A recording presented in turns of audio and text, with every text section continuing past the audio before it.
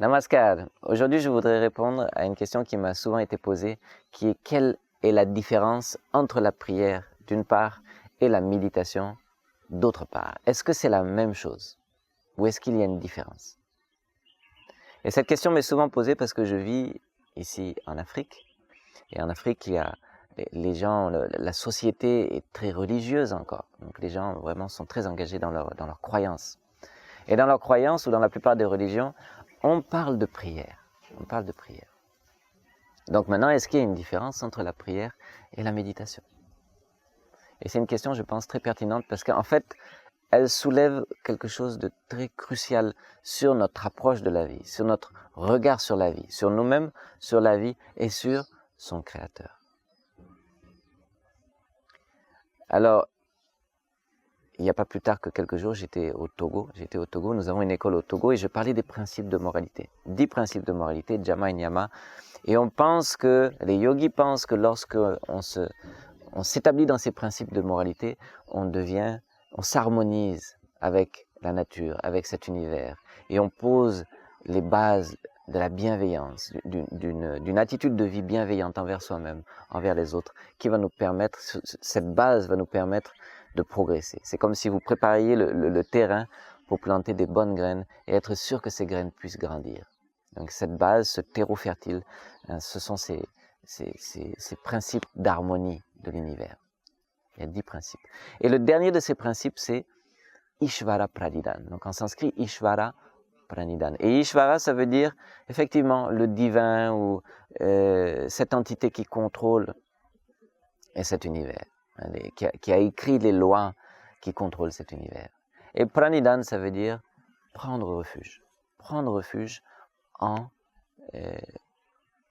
prendre refuge dans le suprême, prendre refuge dans le divin, prendre refuge dans l'éternel. Alors pourquoi est-ce que l'on dit cela? Parce que un refuge, ça veut dire un lieu où on se sent en sécurité, où on est en sécurité, pas où on se sent en sécurité, où on est en sécurité. Maintenant, si on pense par exemple que c'est l'argent qui va nous donner la sécurité dans la vie. L'argent va nous donner une certaine sécurité, mais il y a beaucoup de choses que l'argent ne peut pas faire. Et surtout, l'argent est limité. Il nous faudrait peut-être une quantité d'argent illimitée pour pouvoir dire que peut-être que je peux répondre à tous les besoins qui vont me venir. Mais il y a des choses que l'argent ne peut pas acheter. Bref, ce n'est pas une sécurité absolue. J'aimerais dire non, c'est la famille. Construire une famille, avoir des liens de famille tellement solides, une famille tellement solidaire que lorsqu'on en a un problème, on a des conseils, on a le soutien matériel, etc. C'est vrai, mais jusqu'à un certain point. D'abord, les gens peuvent changer, les gens changent. Et ensuite, même si vous êtes dans une famille idéale, vous avez construit une famille idéale, un jour ou l'autre, la mort va nous séparer. D'autres misent sur la santé. Il n'y a pas longtemps, j'ai lu un reportage où il y a une personne qui est en train d'investir des millions sur sa santé. C'est une personne très très riche. Sur sa santé pour être sûr que l'air qu'il respire est parfaitement pur. Pour être sûr que la nourriture qu'il mange, il n'y a pas une particule de pollution là-bas. Pour être sûr qu'il fait l'exercice nécessaire, qu'il met les crèmes les meilleures du monde sur sa peau pour pas que sa peau vieillisse, etc. Et donc il est en train d'investir toute sa vie sur sa santé pour sa longévité. Mais voilà encore une recherche absurde, parce que de toute façon, tout ce qui est né doit mourir un jour ou l'autre, même s'il arrive à allonger sa vie de 100 ans ou de 50 ans. Et 50 ans déjà, ce serait pas mal, mais 50 ans dans l'échelle de l'éternité, de l'infini, dans l'échelle de cet univers, c'est rien. C'est voué à l'échec. Donc quel est ce refuge?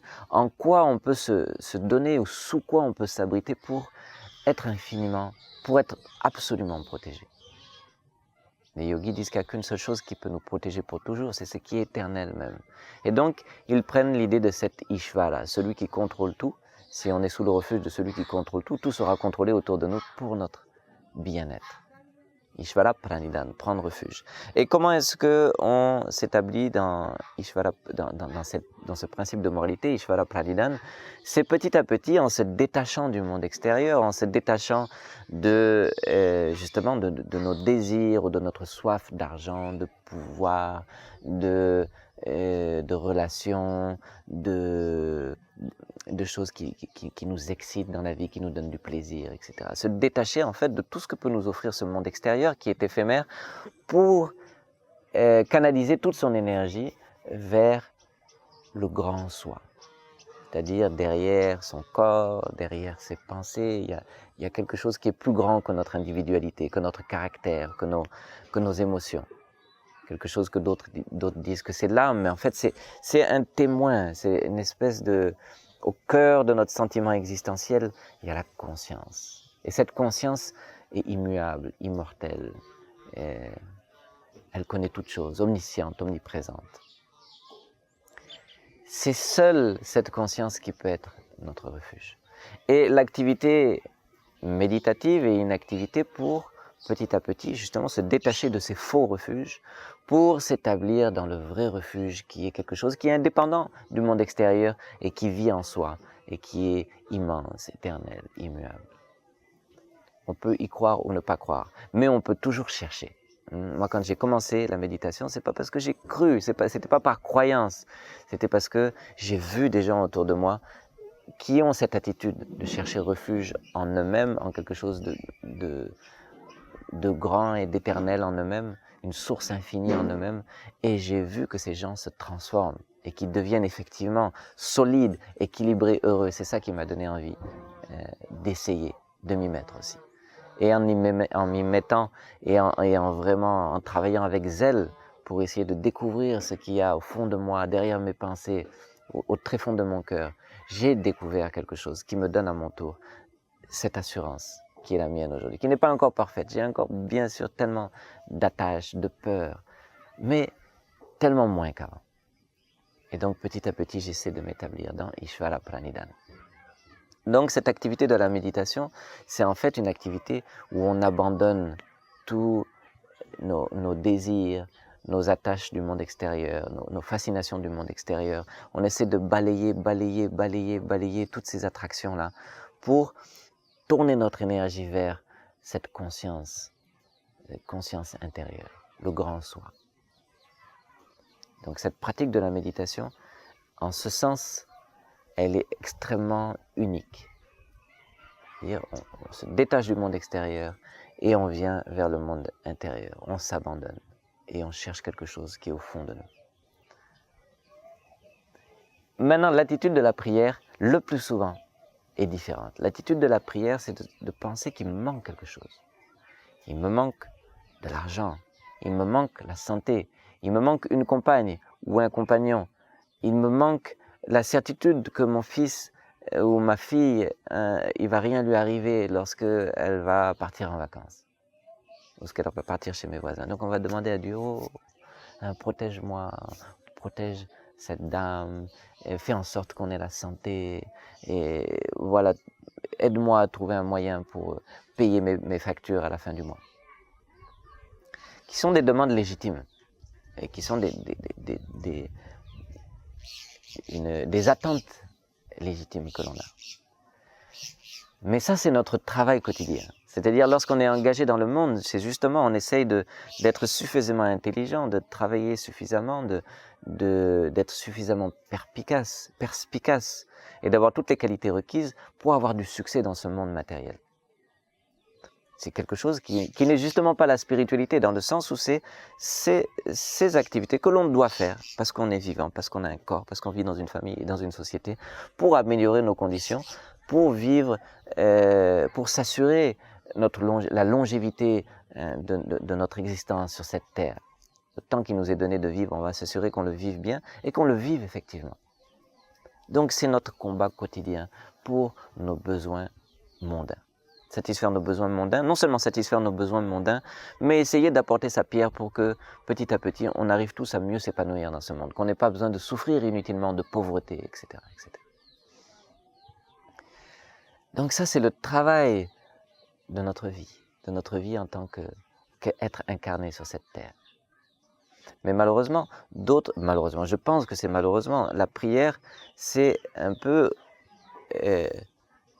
transformer ce qui devrait être spirituel, ce qui devrait être du domaine du subtil, au-delà de la matière, et le ramener dans le monde de la matière.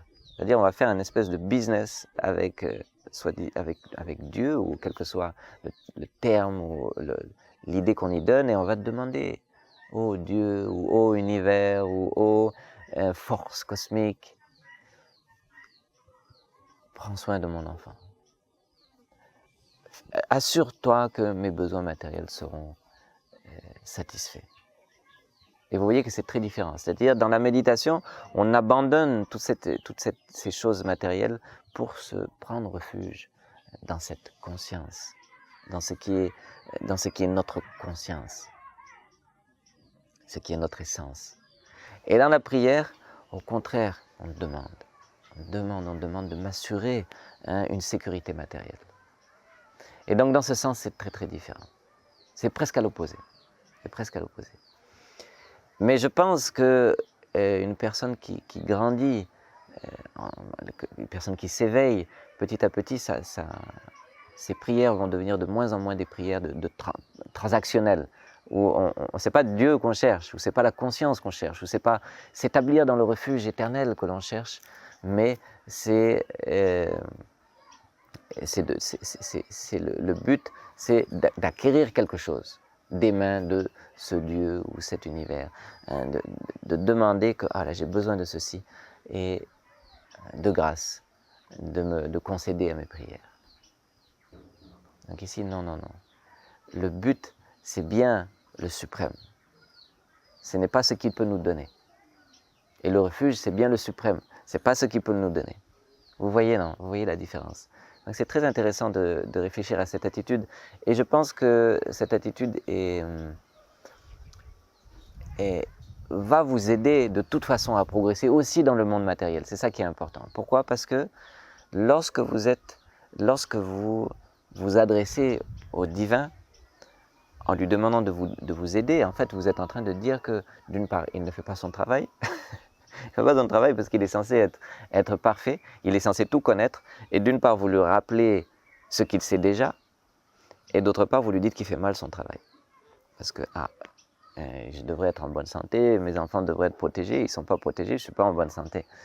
Donc, Dieu, tu fais mal ton travail, et je te rappelle à l'ordre que, attention, il faut bien s'occuper de moi, et il faut faire ceci, cela, il faut que la pluie tombe pour que mes récoltes puissent s'épanouir, etc. Et donc, je te rappelle à ta tâche, en quelque sorte. Ce qui n'a pas vraiment de sens. Si vraiment on pense et on croit qu'il y a un créateur, qu'il y a ce refuge éternel, il devrait être parfait, et il devrait tout connaître. Donc, il devrait connaître nos désirs, pourquoi les lui rappeler? Et il voit beaucoup plus grand que nous. Donc, pourquoi penser que notre idée ou nos pensées sont supérieures aux siennes? Vous voyez, non? Ça n'a pas tellement de sens. Et en plus, on est en train de se dire, donc vous voyez qu'en fait, c'est l'autosuggestion qui est importante. C'est-à-dire que pour les yogis, vraiment, il y a un grand shift, il y a un grand changement dans la façon de concevoir les choses.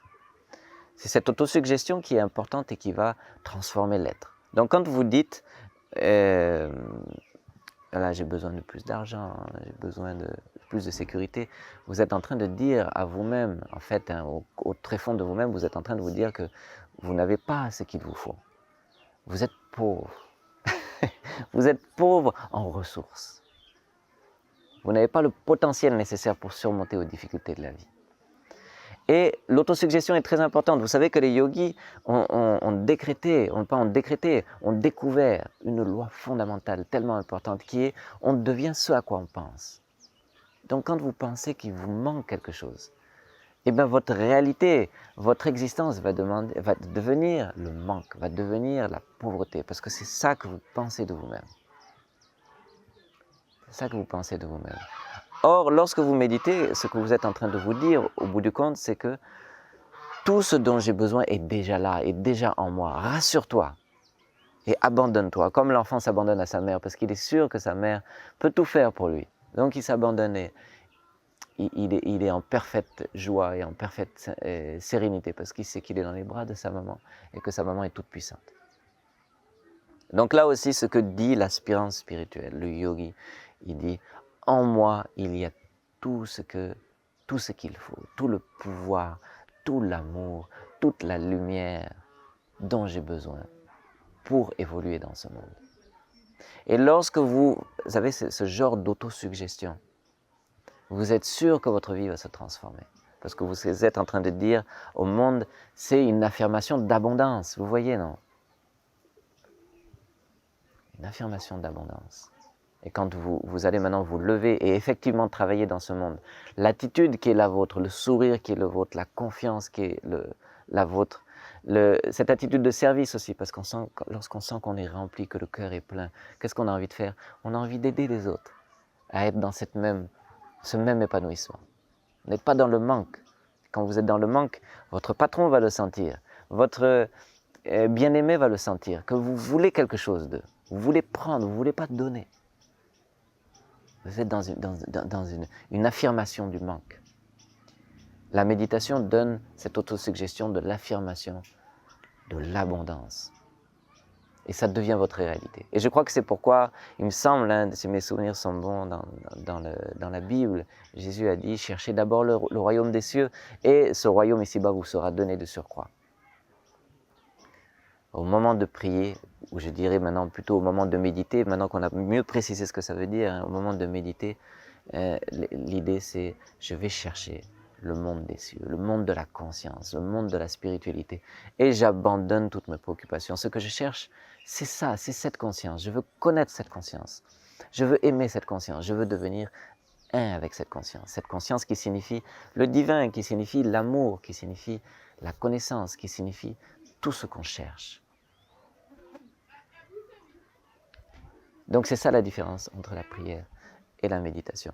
Et c'est pourquoi on promeut la méditation. Parce que la méditation, dans le sens où je l'ai expliqué, va promouvoir ce sentiment d'abondance et va vous faire avoir du succès dans ce monde matériel aussi, parce que votre attitude aura changé. L'importance de la pensée. La prochaine vidéo, je vais parler sur l'importance de la pensée. C'est tellement primordial. Donc ça va être suspense. Prochaine vidéo, on va aller en détail sur l'importance de la pensée, de l'autosuggestion et de la manière dont on peut transformer sa vie en transformant la qualité de ses pensées. Et la méditation, c'est l'outil même de transformation de ses pensées. Voilà, j'espère que c'était assez clair. J'espère que vous aurez des commentaires à faire par rapport à ce que je viens de dire. Et je vous dis à très bientôt pour une nouvelle vidéo. Merci. Namaskar.